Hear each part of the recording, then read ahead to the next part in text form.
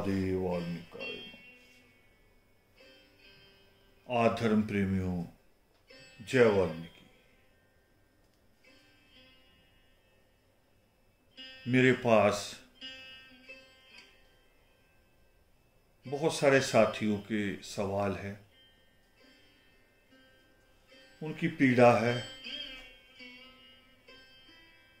मगर कहने की समाज उनको इजाजत नहीं देता। और मुझसे उन्होंने फिर पूछा कि इसका हल, और मैंने उनसे कहा और आप सबसे अभी कह रहा हूं कि जो समाज के साथ जुड़ी हुई बातें होती हैं उसका हल हमारे किसी के पास नहीं होता। ना संतों के पास, ना विद्वानों के पास। असल में जब तक समाज किसी बात को माने ना, स्वीकार ना करे, तो उस बात को कहने का अर्थ क्या होगा।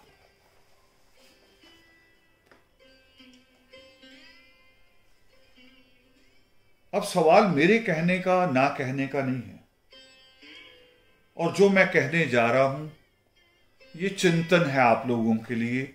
आप लोगों के आगे भी एक सवाल है, एक विनम्र प्रार्थना है कि आप इस पे गौर करें। सवाल मेरे पास आया रस्मों को लेके। जन्म से लेके मृत्यु, मृत्यु के उपरांत भी, मृत्यु के बाद भी रस्में बनी रहती हैं। आदमी मुक्त नहीं हो पाता, और जीवन से जुड़ी रस्में बहुत है। आदमी रस्मों को निभाता निभाता निभाता निभाता उसकी कमर झुकती झुकती कब्र में चले जाती है, मगर रस्में खत्म नहीं होती। तो पहली बात जो समझनी है कि जो मैंने कहा कि लोग सवाल करने से डरते हैं। डरते क्यों हैं? वो समझते कि रस्म जो है शायद ये कोई धर्म है, रस्म नहीं निभाएंगे तो धर्म के विरुद्ध चले जाएंगे, धर्म के खिलाफ चले जाएंगे और ईश्वर नाराज हो जाएंगे। बिल्कुल नहीं। सृष्टिकर्ता वाल्मीकि दयावान बहुत प्रेम पूर्वक और बहुत खुले मन से कहते हैं कि किसी खारे कुएं का पानी इसलिए मत पियो कि वो तुम्हारे बुजुर्गों का लगाया हुआ है। अगर उसका पानी खारा हो गया है, तेजाबी हो गया है, उसको तुरंत त्याग दो। क्यों? क्योंकि वो तुम्हारी आने वाली नस्लों के लिए हानिकारक हो सकता है। बुजुर्गों का लगाया है इसलिए नहीं रखना, ध्यान ये रखना कि आने वाली नस्लों के लिए वो कोई नुकसान ना करे। हमारी रस्में भी तो यही हैं। बहुत सारी रस्में, मैं कई बार सोचता हूं कि रस्में बुरी नहीं थी। आदमी के लालच ने, आदमी के स्वार्थ ने रस्मों को बुरा बना दिया। तो पहली बात एक समझनी है, फिर मैं आगे बढ़ूंगा रस्मों के, कि रस्म और धर्म में फर्क है। एक धर्म तो परमेश्वर हमें कहते हैं पावन योग सिस्टम में सीखने को, शिक्षा को, पुरुषार्थ के प्रथम भाग को धर्म कहते हैं। और दूसरा जो धर्म हमें नजर आता है वो है प्रकृति। दिन का होना और कुछ घंटे बाद अंधेरा हो जाना, रात हो जानी, ये एक धर्म है। धर्म है अभी गर्मी चल रही है और गर्मी बढ़ेगी तो समुद्र का पानी उबाल खाएगा, बादल बनेगा, बरसेगा, राहत देगा, मौसम बदल जाएगा, बरसात आ जाएगी, वर्षा ऋतु, फिर सर्दी आ जाएगी। ये धर्म है। जो प्रकृति के नियम है वो धर्म है। और जो हम समझते हैं कि जन्म के बाद ये करना चाहिए, मृत्यु के ऊपर ये करना चाहिए, शादी के अवसर पर ऐसे होना चाहिए, वो हमारी रस्में हैं, धर्म नहीं है। और ये रस्में ही मानव को, इंसान से अलग करती हैं। कभी कभी हम इन रस्मों के कारण एक दूसरे से टकराते हैं। ये हमें अलग करती, दूर करती हैं। तो हम रस्मों पे जाने से पहले एक धर्म की और बात करूंगा, ताकि आपके मन का खौफ दूर हो जाए। मैंने कहा कि जो प्राकृतिक चीजें हैं, जो खुदा की खुदाई है, उस जगतेश्वर का जो जगत है, ये धर्म है। तो उसी में एक धर्म और है कि हम जन्म लेते हैं और कोई रस्म नहीं करते, रस्म करने के लायक होते भी नहीं है। हम तो किसी के हाथों में संभाले हुए होते हैं। और बल्कि मैं और पीछे जाऊं, जन्म अभी लेते भी नहीं। अभी जन्म को कुछ दिन पड़े होते हैं, रुके होते भी दिन। जन्म का अवसर पैदा होना है अभी, मगर मां के पास हमारे लिए दूध पहले आ जाता है। यह है प्रकृति, उस विश्वेश्वर का यह विधान, उसका शाश्वत नियम। कोई रस्म नहीं की, जन्म लिया और खुली हवा में सांस लिया, तो ईश्वर ने वहां सांस के लायक हवा रखी है, ऑक्सीजन रखी है। ये धर्म।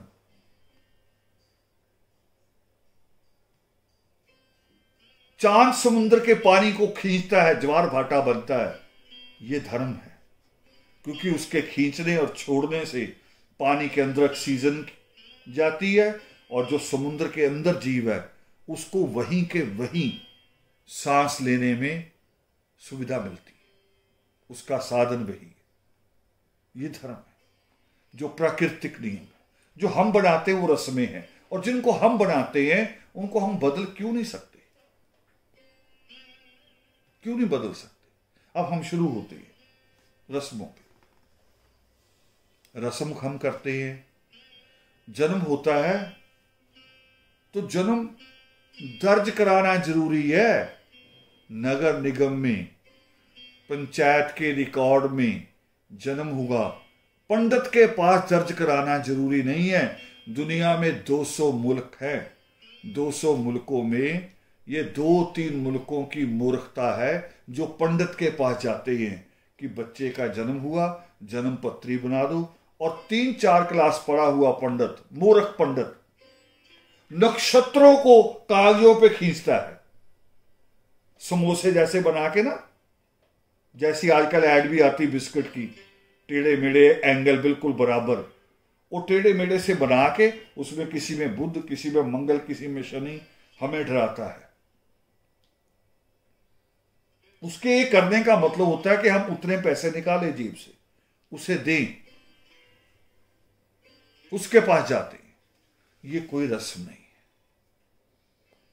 नाम पूछने जा रहे हैं उससे, क्यों पूछने जा रहे हैं? मैंने इंग्लैंड का इतिहास पढ़ा है और भी यूरोपियन इतिहास देखा है। उसमें लोगों ने अपने बच्चे का नाम दादा के नाम पे रखा। उनको लगा कि हमारे दादा ने बहुत बड़े काम किए, वो बहुत संघर्षशील और बहुत ईमानदार थे, तो उनको दादा का नाम जिंदा रखने के लिए अपने बच्चे का नाम हेनरी रखा। आप इतिहास पढ़ेंगे 4 हेनरी होते हैं, Henry 1, Henry 2, Henry 2, Henry 3, Henry 4। एक ही परिवार में हेनरी हेनरी नाम चलता है, एलिजाबेथ नाम भी चलता है उनके यहां। और हम नामों की जगह हम गोत्र चलाते हैं, सोचते हैं कि गोत्र से कोई खानदान रहेंगे। आज गोत्र एक समस्या बन गया है। गोत्र कभी था मर्यादा का प्रतीक। मर्यादा थी कि लोग गोत्र को सुनते ही मर्यादित हो जाते थे, रिश्तों को समझने लगते थे कि इस गोत्र से ये लड़की मेरी बहन लगी, इस गोत्र से फला औरत मेरी मां लगी, मौसी लगी। मगर अब लोगों की आंख में वो मर्यादा है, वो शर्म हया रही नहीं। मगर एक समस्या जबकि हमारे पास दूसरी आ गई।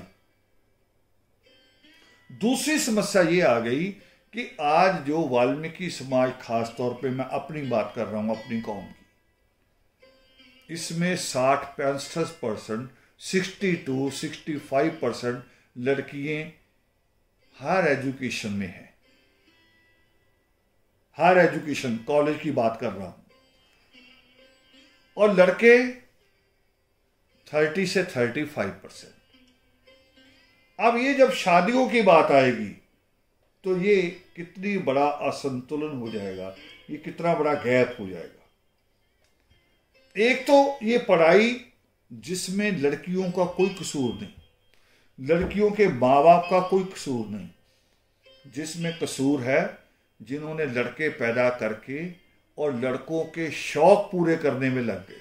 लड़का देख के ऐसे लगता उनको कि दुनिया का पहला लड़का इन्होंने पैदा किया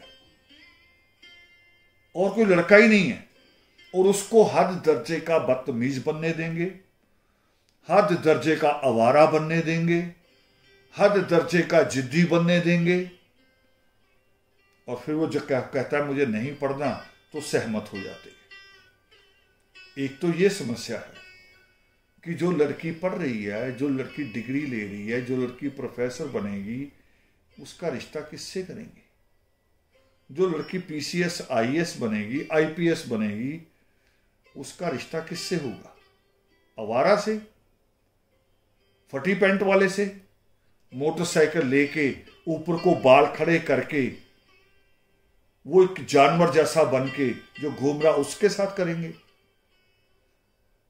वो तो जब आईपीएस लड़की की गाड़ी आएगी ना, हॉर्न देती हुई, ब्लू लाइट जलती हुई, ऐसे तो फटी पैंट वाले सारे भाग लेते। और उस वक्त हम, जबकि रिश्ते मैच करने मुश्किल हो जाएंगे, 65% के 35% के साथ रिश्ते पूरे कैसे होंगे? और उस वक्त हम 4 गोत्र की बात अगर फंसा दें तो ये कितना बड़ा अन्याय होगा लड़कियों के साथ, समाज के साथ, उस प्रकृति के साथ भी। क्योंकि उस प्रकृति को बढ़ाने का परमेश्वर ने जो साधन मां को दिया, परमेश्वर ने अपनी प्रकृति को चलाने की पूरी ताकत और दायित्व मां को दिया। मां पैदा करती है, वो जननी है। और फिर 65 और 35% के उस गैप को 4 गोत्रों को बीच में रख के कैसा पूरा करेंगे? मेरी प्रार्थना है तमाम संतों से, विद्वानों से कि इस पे चिंतन कीजिए। और मेरी राय तो है कि एक गोत्र, क्योंकि इस वक्त बहुत क्रिटिकल, बहुत हमारी पोजीशन, बहुत हम ऑकवर्ड पोजीशन में हैं, इस वक्त उलझे हुए हैं हम। एक तरफ संघर्ष चल रहा है कि बच्चों को हायर एजुकेशन में लाया जाए, और इस संघर्ष में बाधा है हमारे संत, इस संघर्ष में बाधा है हमारे नगर निगम के नेता। क्योंकि नेता और संत कभी नहीं चाहते कोई समाज पढ़े, किसी भी कौम के कह रहा हूं, उनको अनपढ़ मूर्ख लोग अच्छे लगते हैं। और ये बहुत क्रिटिकल समय है, हमें इस पे विचार करना चाहिए, हमें एक गोत्र पे आना चाहिए। मर्यादा रखनी, एक गोत्र की मर्यादा रख लीजिए, जिसको आप चुनना चाहें, पिता का गोत्र, माता का गोत्र, एक गोत्र रख के शादी कीजिए, क्योंकि बेटियों की एजुकेशन रोकनी नहीं है। ये बेटियां कल को वो बेटियां बनेंगी जो अगर इनकी शादी ना भी हुई तो पढ़ी लिखी बुआ होंगी, पढ़ी लिखी मौसी होंगी, और ये पूरे परिवार को सुधार देंगी। ये मेरी आशा है, और आप भी देखिए ये होगा। दूसरा, लोग लड़की होने से क्यों डरते हैं? लड़की पैदा हो इसलिए नहीं डरते कि लड़की कोई गलत काम करेगी। लोग डरते हैं कि लड़की पैदा होगी, जितना पढ़ाएंगे उतना ज्यादा दहेज मांगा जाएगा। देखिए, जितनी ज्यादा उसकी शिक्षा, उतनी महंगी गाड़ी, उतने ज्यादा जेवर, उतना महंगा पैलेस। ये तो फिर मां बाप ने पाप कर लिया लड़की को पढ़ा के। इस पे विचार करना पड़ेगा, और खास तौर पे जो नौजवान पढ़ रहे हैं उनको सोचना पड़ेगा। भारत के मेघालय और मिजोरम में बहुत ही मर्यादित, बहुत ही दिल को छूने वाली उनके यहां रस्म है। क्या है कि लड़की की जब शादी होती है तो लड़की जब विदा होगी मायके से जब विदा होगी तो उसके ससुराल वाले कहते हैं, वर पक्ष कहता है कि लड़की पूरे कपड़े हमारे पहन के निकलेगी मायके के घर से। पूरा वस्त्र, एक शरीर के धागा तक भी वर पक्ष का होगा, पति के पक्ष का।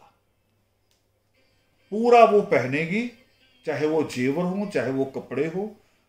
वो कहते कि हमें एक तिनका भी मायके से लेकर नहीं जाना, क्योंकि जिस घर से बेटी मिल गई उससे बड़ी और कौन सी चीज हो। सोचो, अगर बेटी की इज्जत के लिए तो कत्लो गारत भी तो हो जाती है ना। देशों की युद्ध हो जाते, महाभारत हो जाता है बेटी की मर्यादा के लिए। तो उसकी कोई मर्यादा ही नहीं, दहेज दे के उसकी मर्यादा बनती है। छोटा सा एक चुटकुला कह के आगे बढ़ूंगा। गाड़ी में जा रहे थे पति पत्नी, और आगे एक आदमी जिसका एक टांग कटी हुई थी, लकड़ी वो फोड़ी लेके चल रहा था। अचानक कार के आगे आ गया है, और पति एकदम ब्रेक मारी और गुस्से में कह रहा कि भिखारी कहीं का। पत्नी ने पति की तरफ देखा मगर चुप रही। थोड़ा और आगे बढ़े, रेड लाइट आई, एक दो बच्चे आ गए, कपड़ा लेके गाड़ी पे कपड़ा मार रहे हैं। काम कर रहे हैं ना, कपड़ा मार के पैसा मांग रहे हैं आपसे, 1-2 रुपया। उनको भी पति कह रहा हटो, नहीं कह रहा, भिखारी कहेंगे। पत्नी ने दूसरी तरफ करके मुंह करके हंस पड़ी। पति ने पूछा क्यों हंसी? वो कह रही उन्होंने तो कुछ मांगा ही नहीं। वो पहले एक अपाहिज था बेचारा, सड़क क्रॉस कर रहा था, कुछ भी नहीं मांगा। ये कार साफ करके मेहनताना मांग रहे थे, तो उनको भिखारी कह रहा है। और तुमने ये कार मेरे पिता से मांगी, बताओ भिखारी कौन? भिखारी कौन?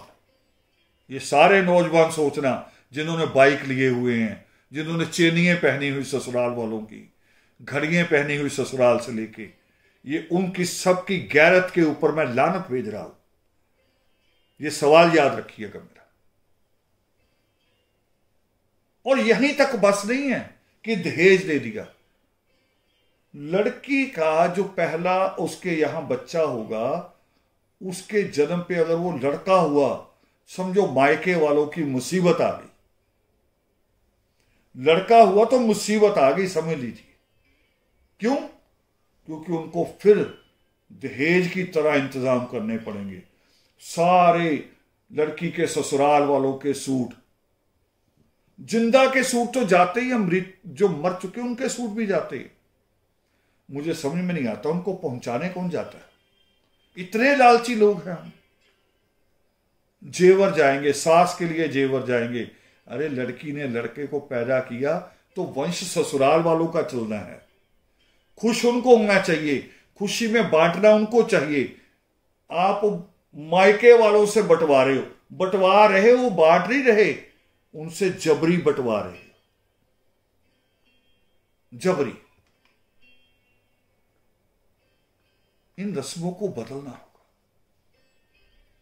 फिर लड़की के ससुराल में दादी सास दादा ससुर कोई मर जाए तो मायके वालों की मृत्यु फिर आ जाती है। अब यहां रस्में शुरू होती हैं। एक तो मृत्यु भोज, ये क्या है? रस्म पगड़ी होती है, अंतिम अरदास होती है, शांति पाठ होता है, ऐसे कई नाम हैं, हो सकता है। एक तो बीच में आ रही है पंजाब की धरती की ज्यादा ये बीमारियां हैं, उसे कहते हैं मुड़वी मकान। यानी मृत्यु हुई पति की तो वो सारे मायके वाले पहुंच गए मृत्यु पे, और 2-3 दिन बाद फिर लड़की के ससुराल वाले जाएंगे लड़की के मायके तक, वहां टेंट लगेगा, वहां रोएंगे, खाना खाएंगे, आ जाएंगे। फिर उसके बाद फिर वो वापस आएंगे जहां पति का घर है, वहां 13 दिन बाद 9 दिन बाद फिर वो अंतिम अरदास होगी, पाठ होगा। पाठ भी नहीं पता क्या होगा, और पाठ सुनता भी कोई नहीं। आते हैं उनको करे आज जी खाना खा लो, आज जी खाना खा लो। खाना क्यों भाई? और कईयों के यहां तो पतीले के ढक्कन उठा उठा के रिश्तेदार देखते हैं कि इसकी मृत्यु हुई है, 4 लड़के हैं, इन्होंने क्या बनाया? क्यों बनाना क्यों जरूरी है? जिनका पिता चले गया, जिनके घर का मेंबर चले गया, उनके लिए बनाना क्यों जरूरी है? और अगर कहीं लड़की की मृत्यु हो जाए तो भी मायके वाले आएंगे, लकड़ी का खर्चा देंगे जिसमें उसका संस्कार होना अंतिम।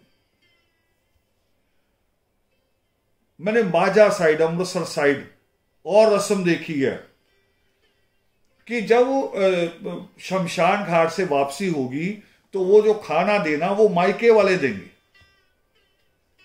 और बढ़िया खाना देंगे, दावत जैसा, बड़ी देग बनेगी और महंगा चावल रखा जाएगा, उसमें महंगी सारी चीजें डाली जाएंगी। ये क्या है? हम इंसान लगते हैं? ये बुजुर्गों ने रस्म बनाई थी उस वक्त इसलिए कि मृत्यु किसी को बता के नहीं आती, और सारे रिश्तेदार इकट्ठे होके अपने, अगर गरीब रिश्तेदार है या गरीब नहीं भी है तो भी अचानक मृत्यु पे पैसा हो, नहीं है कि नहीं है पता नहीं, तो उसकी इज्जत को हमने ढकना है मिलके। हम सारे मिलकर उसकी इज्जत को बचा ले, मिलके थोड़ा थोड़ा खर्चा कर ले। बनाया तो ये था, मगर आज जब वो 12वीं 13वीं होती है तो लड़के अपने ससुराल वालों को बुलाते हैं कि मेरे लिए पगड़ी लेके आओ। अब पगड़ी की बात भी बड़ी अजीब है।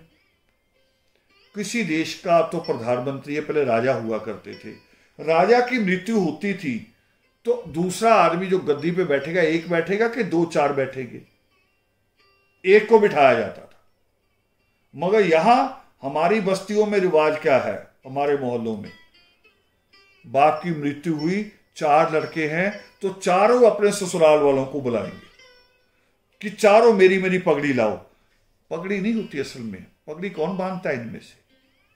असल में तो होता है सूट केस होगा भरा हुआ, उसमें सूट होंगे, मेरे लिए कोट पैंट का कपड़ा होगा, कोट पैंट के कपड़े के ऊपर सोने की चेन रखी होगी, घड़ी रखी हुई होगी, कुछ पैसे कैश भी रखे जाएंगे, और मेरी पत्नी को बालियां डाल देंगे, उसको भी गले में नाक में कुछ डाल के जाएंगे। यानी बहुत सारा सोना, बहुत सारा पैसा, बहुत सारा खर्चा।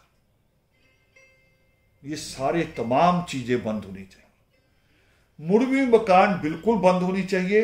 वो होती थी जवान औरतों की, अब विधवा हो जाती हैं, उस वक्त मायके वाले उसको ले जाते थे या ससुराल वाले छोड़ के आते थे या लेने जाते थे, इसलिए होता था कि वो जवान है, उसकी शादी को 2-3 साल हुए हैं, अब उसको ससुराल वालों ने अपने यहां रखना है कि नहीं रखना है।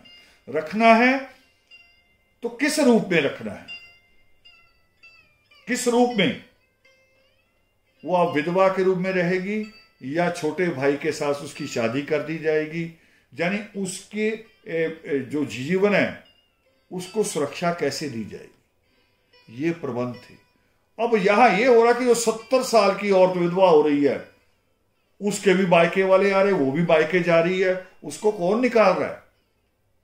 उसके तो बच्चे हैं, औलाद है, उसके लिए किसने बात करनी है कि इसको अब किसके यहां बसाना है, उसको किसकी चद्दर डाल दी? ये रस्में बंद होनी चाहिए।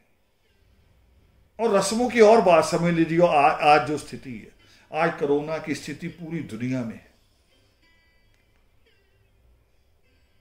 डेड बॉडी को सील करके हॉस्पिटल ले जाता है, हमें पता भी नहीं होता भी वहां क्या रस्म की गई और क्या नहीं की गई।